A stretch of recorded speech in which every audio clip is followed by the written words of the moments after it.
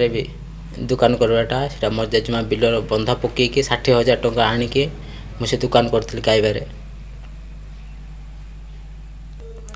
ता माँ भी किछि देनी के किछि दे ना घर लोक आउ स्वामी आम स्वामी बेस भल लोक से क्या किसी कहनी कि मैं तार झील को पिटली बोली मतलब गोटे पदल कहला ना कहीं ना सी भी कहला हाँ से भूल अलग पिला कथा हो बोलिकी हेल्ले मत ये मानुनी मुझे कथा हो बोलिकी ता माँ का सपोर्ट करके ता माँ का आगे कथा कर से पात्र मत कही तार माँ का निजे कथा कर मोर सहित बोली कहला अंडरा थाउण अंडरा खोजला मोर माइकना एवं तार लाइफ केमती करी जे जिंदगी जीवन सारा कांदब मो उपर होता अन्याय को मत न्याय दरकार मौनी तु बोले प्राण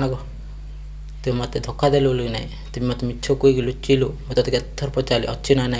हेल्ले मत लुचिलु सेनी बोलिकी तोते एमती कले गाइबार नरेंद्र पाइक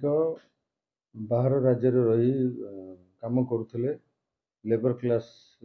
काम गुड़ाक से करुले से प्राय मझिरे मझिरे 3 मास 4 मास थे घर को आसती 5 वर्ष तले बागर होता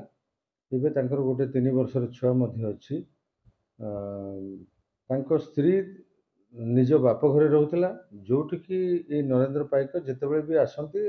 निज ससुर घर को आसती एवं सेठी किसी दिन रहा पुणी से कम करने को बाहर राज्य को पलांती एबे से 4-5 दिन तले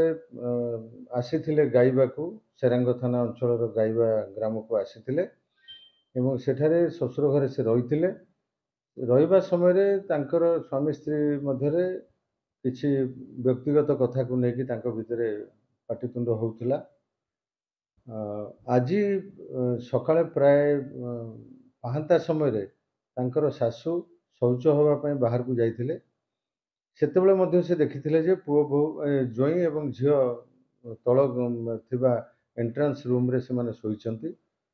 ये शौच हो फेरवा बेल को देखिले निज झील रक्त जुड़बुड़ अवस्था बेड उपरे पड़ी एवं जोई नाहंती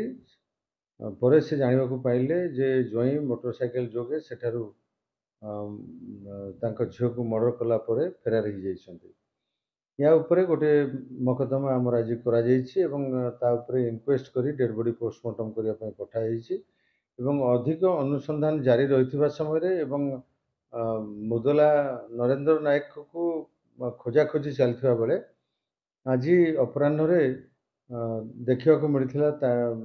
गाइबा ठारू प्राय गाइबारू गुमा रास्तार प्राय 1 किलोमीटर मध्य से गोटे काजू जंगल गोटे काजू गचरे से निजे रसी लगे सुइसाइड करछंती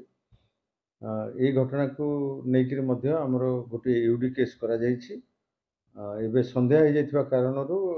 इनक्वेस्ट करा जाई पारि नाही आसंता काली इनक्वेस्ट करा जिवो एवं डेड बॉडी रो पोस्टमार्टम करा जिवो ए दुईटी जाक घटना को आमर जने डीएसपी पायर ऑफिसर मध्य तदारख करुछंती तदंत अग्रगति होला परे आमे घटना संबंध रे अधिक किछि जानि पारि।